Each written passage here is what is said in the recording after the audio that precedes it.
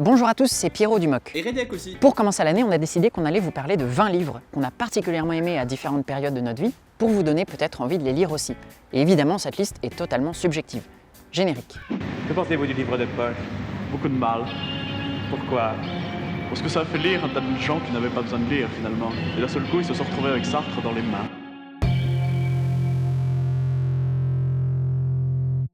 Une seule chose compte désormais. Nous deux. Belle du Seigneur. Meilleur livre de l'univers et très bon bouquin pour se mettre à lire, Belle du Seigneur est un roman d'amour. Mais avant ça, c'est une histoire de séduction. Et c'est aussi pour cela que ce bouquin est cultissime. Toute la première moitié raconte comment le beau et brillant Solal pique la femme d'Adrien Deume, un petit fonctionnaire complètement médiocre. Dans certains passages, on est vraiment très proche du dîner de cons, avec notamment le père d'Adrien Deume qui fait un François Pignon très touchant. Vraiment, la première partie de ce livre est un des trucs les plus marrants qui m'ait jamais été donné de lire. Alors attention, il y a certains passages où on est complètement dans les pensées bordéliques des personnages, donc ça peut être légèrement déstabilisant au début, mais vraiment foncez, c'est que du bon. You mean you never played that game when you were a kid? Lolita. Lolita, c'est le livre censuré du XXe siècle. Et ça se comprend bien. C'est la confession d'un homme amoureux d'une fillette de 12 ans. Mais là où c'est vraiment pervers, c'est que c'est écrit à la première personne. Donc il se passe exactement la même chose qu'avec Frank Underwood dans House of Cards. C'est que vous le détestez, mais comme c'est le personnage principal, vous avez quand même envie qu'il ne soit pas démasqué. Pourtant, ne vous attendez pas à lire un livre érotique. Ce n'est pas du tout ça qui intéresse le narrateur. C'est bien plutôt son propre effondrement moral, sa propre paranoïa grandissante et la complexité terrible de son rapport à Lolita. Je pense donc qu'à ce titre, je peux dire que c'est le livre le mieux écrit que j'ai lu de ma vie. Me parecía a mí que era lo que había enseñado, lo que necesitaba era tener otra vez ese ambiente metido dentro para seguir escribiendo. L'automne du patriarche. Il y a beaucoup de gens dont la vie a été bouleversée par 100 ans de solitude, le chef-d'œuvre de Gabriel Garcia Marquez. Alors moi j'ai lu que l'automne du patriarche et c'est vraiment du caviar. Un bouquin où tout grouille littéralement, les mots, les choses, les personnages, les événements, les rebondissements. Lisez l'automne du patriarche, s'il vous plaît. Si vous voulez, vous êtes libre. Enfin, dans une certaine mesure. Je vous vois. Ça, il y a un truc que j'aime par-dessus tout, c'est quand on nous dit que La vie devant soi n'est pas un livre de Romain Gary, mais d'Émile Ajar. La vie devant soi. C'est la petite histoire de Madame Rosa, une grosse et vieille dame juive qui a fondé à Belleville un foyer pour enfants de prostituées. Et parmi eux, il y a un jeune arabe de 11 ans qui s'attache à elle comme à une mère. J'ai toujours été fascinée par les romans qui arrivent si bien à retrouver le ton qu'ont les enfants quand ils s'expriment. Et du coup, ça donne à cette petite histoire toute simple une dimension ineffaçable. C'est comme un tatouage, mais dans la mémoire. Ma vengeance est perdue s'il ignore en mourant que c'est moi qui le tue. Andromaque.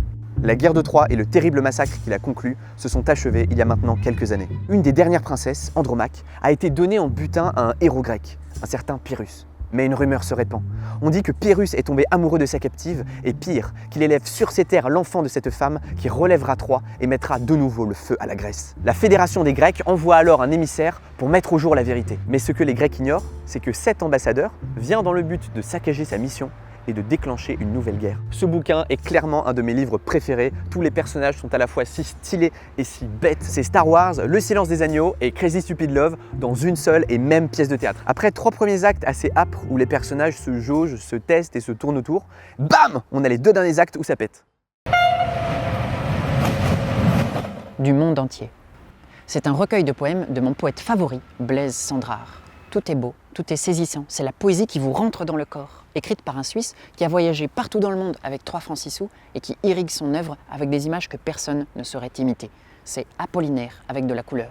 Non mais regardez-moi ça, est-ce que ça ne vous donne pas envie de tout plaquer? Il y a les Pâques à New York qui disent ce que je voudrais dire, il y a la prose du transsibérien qui vaut mieux qu'un voyage, et tant d'autres encore. Cendrars a d'ailleurs aussi écrit des romans, je vous laisse deviner ce que j'en pense. Aujourd'hui, maman est morte. Ou peut-être hier, je ne sais pas. L'étranger. Meilleur bouquin de l'univers et très bon livre pour se mettre ou se remettre à lire, L'étranger, c'est avant tout la plongée dans la tête d'un homme paumé, complètement absent à lui-même et aux autres. L'histoire, c'est donc ce type qui en bute un autre et qui se retrouve donc en tôle dans l'attente de son procès. Mais le plus important, c'est pas l'histoire en elle-même.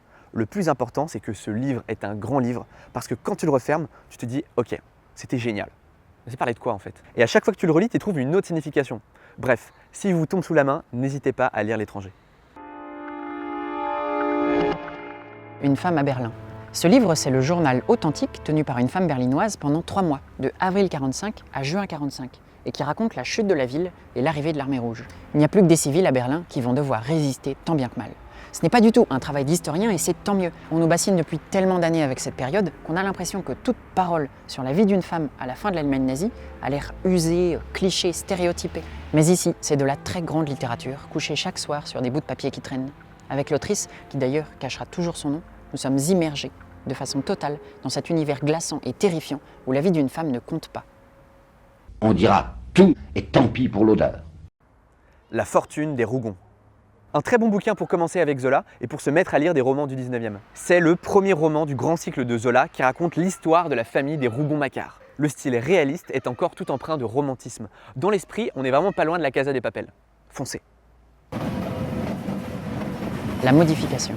Gare de Lyon, un homme monte dans le train pour Rome où il compte retrouver sa maîtresse. Mais arrivé à destination, il fera demi-tour. Pourquoi ? Eh bien vous en saurez plus si vous acceptez de vous laisser embarquer avec nous dans La Modification, un petit trésor du nouveau roman. Fiction. Un bouquin excellent pour se retourner le crâne. Il est composé de plusieurs petits textes qui à chaque fois proposent une idée vraiment géniale. Courez l'acheter si vous êtes amateur de curiosité comme dans l'univers d'Axolot ou de casse-tête comme Fabien Olicard. À propos, je le dis en passant, je me suis ouvert un compte Instagram où je posterai des trucs de coulisses, des vidéos, des photos et notamment un format régulier littéraire sur IGTV. Voilà, n'hésitez pas à y faire un tour. Le montage. Je compte sur les doigts de la main les gens qui connaissent ce bouquin. Et pourtant, c'est un de ceux qui a le plus marqué mon adolescence. C'est un roman d'espionnage qui raconte l'histoire d'Alexandre Psar, un jeune russe dont les parents ont fui la révolution de 1917 et qui rêve, lui, de rentrer au pays. Il accepte donc de travailler pour le KGB à condition qu'à sa retraite, on lui permette de rentrer. C'est le début d'une intrigue absolument fascinante de désinformation et de lutte d'influence dans le paysage politique français de l'après-guerre.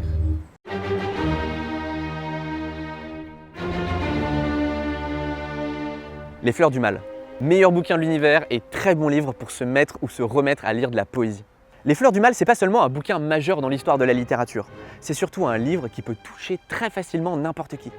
Qu'on lise le recueil en entier comme on écouterait un album ou qu'on picore des poèmes à droite à gauche, on est très souvent surpris de ce qui se construit dans ce recueil, de toutes les images et de toutes les réflexions qui viennent se projeter dans notre esprit. C'est un livre qui se lit de façon intime, Les Fleurs du Mal. Job. Le livre de Job, c'est à mon avis le livre le plus marquant de l'Ancien Testament. Écrit il y a plus de 2500 ans, il raconte l'histoire d'un homme riche qui du jour au lendemain perd tous ses enfants et tous ses biens et qui crie vers Dieu sa colère et son incompréhension. 3 de ses amis viennent alors le sermonner et l'inviter à accepter son sort. Spoiler, Job n'a pas très envie d'accepter son sort. En tant que tel, c'est un livre prodigieux et touchant, mais surtout, il permet la meilleure entrée dans la philosophie si puissante de René Girard, qui donne du livre de Job une analyse révolutionnaire dans ce petit bijou qu'est la route antique des hommes pervers.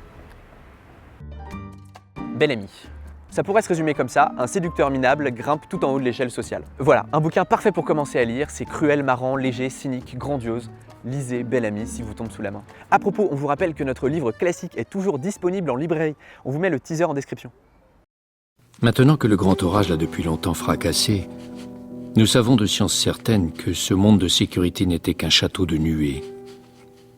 Pourtant, mes parents l'ont habité comme une maison de pierre. Le monde d'hier. Nous sommes en 1942. Stefan Zweig désespère du monde. Au moment de mettre fin à ses jours, il rédige donc le témoignage d'une vie passée aux côtés des plus grands auteurs du tournant du XXe. Rilke, Romain Rolland, Verhaeren, Richard Strauss, Hofmannsthal et tant d'autres. La littérature leur façonne donc un univers parallèle dans lequel ils ne sont pas vraiment morts. Le Grand Maulne. Comme pour l'étranger, ce qui compte dans Le Grand Maulne, c'est pas l'histoire, c'est les sensations. Quand on lit ce livre, on a l'impression de manger des souvenirs.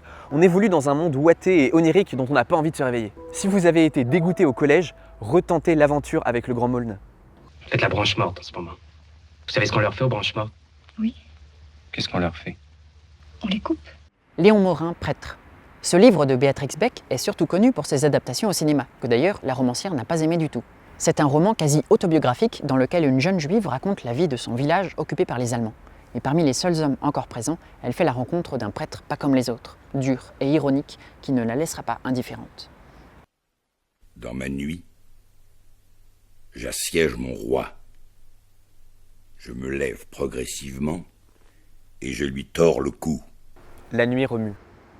Un des plus beaux recueils de poésie de l'univers. Tapez La nuit remue sur internet, lisez 1 ou 2 poèmes et puis allez l'acheter parce que c'est juste beau et troublant. L'établi.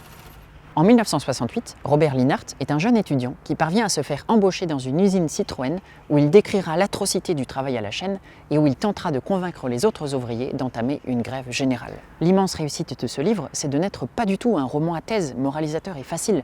Au contraire, encore une fois, la littérature vient redonner du souffle là où les vieux clichés ont figé la pensée. Par une écriture belle et simple, vous allez être accroché comme dans un roman, à stresser pour la grève, à vous enrager contre les petits chefs. Les ouvriers cessent d'être des types obscurs appartenant au passé, ils deviennent des proches.